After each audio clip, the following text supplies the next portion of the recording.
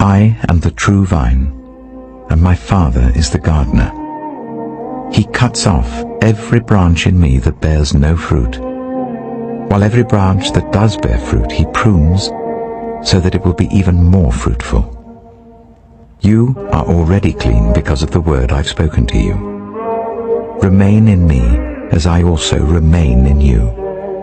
No branch can bear fruit by itself. It must remain in the vine. Neither can you bear fruit unless you remain in me. I am the vine. You are the branches. If you remain in me and I in you, you will bear much fruit.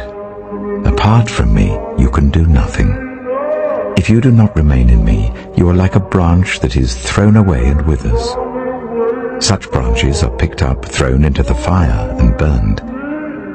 If you remain in me, and my words remain in you, ask whatever you wish, and it will be done for you. This is to my Father's glory, that you bear much fruit, showing yourselves to be my disciples. As the Father has loved me, so have I loved you. Now remain in my love. If you keep my commands, you will remain in my love, just as I have kept my Father's commands and remain in his love. I have told you this so that my joy may be in you and that your joy may be complete. My command is this: love each other as I have loved you. Greater love has no one than this, to lay down one's life for one's friends. You are my friends if you do what I command. I no longer call you servants, because a servant does not know his master's business.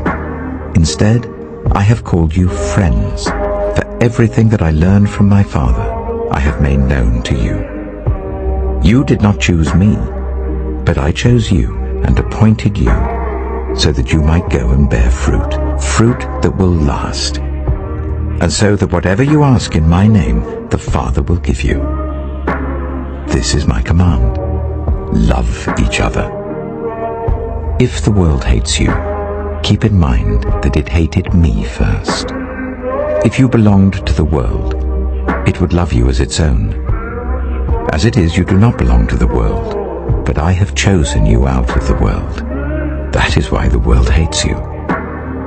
Remember what I told you: a servant is not greater than his master. If they persecuted me, they will persecute you also. If they obeyed my teaching, they will obey yours also.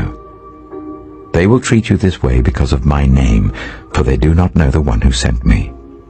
If I had not come and spoken to them, they would not be guilty of sin, but now they have no excuse for their sin. Whoever hates me hates my Father as well. If I had not done among them the works no one else did, they would not be guilty of sin. As it is, they have seen, and yet they have hated both me and my Father. But this is to fulfill what is written in their law: they hated me without reason. When the Advocate comes, whom I will send to you from the Father, the Spirit of truth who goes out from the Father, he will testify about me. And you also must testify, for you have been with me from the beginning. All this I have told you, so that you will not fall away. They will put you out of the synagogue. In fact, the time is coming when anyone who kills you will think they are offering a service to God. They will do such things because they have not known the Father or me. I have told you this, so that when their time comes you will remember that I warned you about them. I did not tell you this from the beginning because I was with you, but now I am going to him who sent me. None of you asks me, "Where are you going?" Rather, you are filled with grief because I have said these things. But very truly I tell you, it is for your good that I am going away.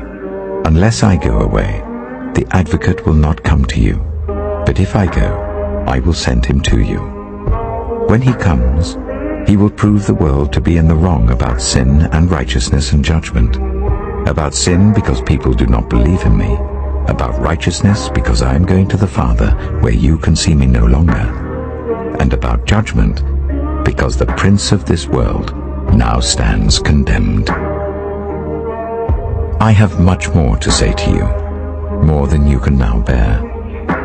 But when He, the Spirit of truth, comes, He will guide you into all the truth. He will not speak on His own. He will speak only what He hears, and He will tell you what is yet to come. He will glorify Me, because it is from Me that He will receive what He will make known to you. All that belongs to the Father is mine. That is why I said, the Spirit will receive from Me what He will make known to you. Jesus went on to say, in a little while you will see Me no more, and then after a little while you will see Me. At this, some of His disciples said to one another, what does He mean by saying, in a little while you will see Me no more, and then after a little while you will see Me? And because I am going to the Father. They kept asking, what does He mean by a little while? We don't understand what He's saying.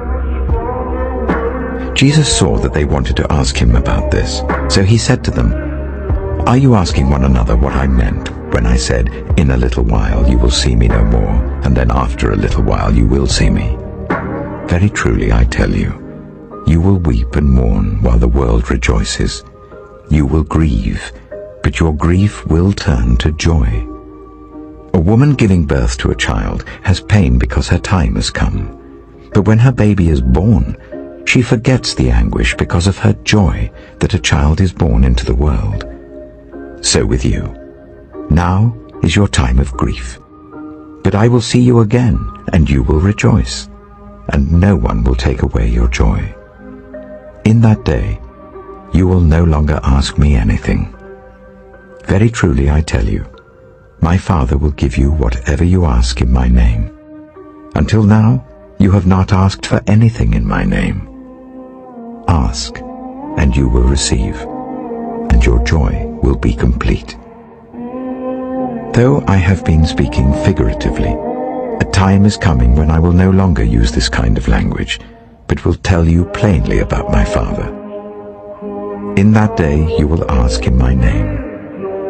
I am not saying that I will ask the Father on your behalf. No, the Father Himself loves you, because you have loved Me and have believed that I came from God. I came from the Father and entered the world. Now I am leaving the world and going back to the Father. Then Jesus' disciples said, now you are speaking clearly and without figures of speech. Now we can see that you know all things, and that you do not even need to have anyone ask you questions. This makes us believe that you came from God. Do you now believe? Jesus replied. A time is coming, and in fact has come, when you will be scattered, each to your own home. You will leave Me all alone. Yet I am not alone, for My Father is with Me. I have told you these things, so that in Me you may have peace. In this world you will have trouble, but take heart. I have overcome the world.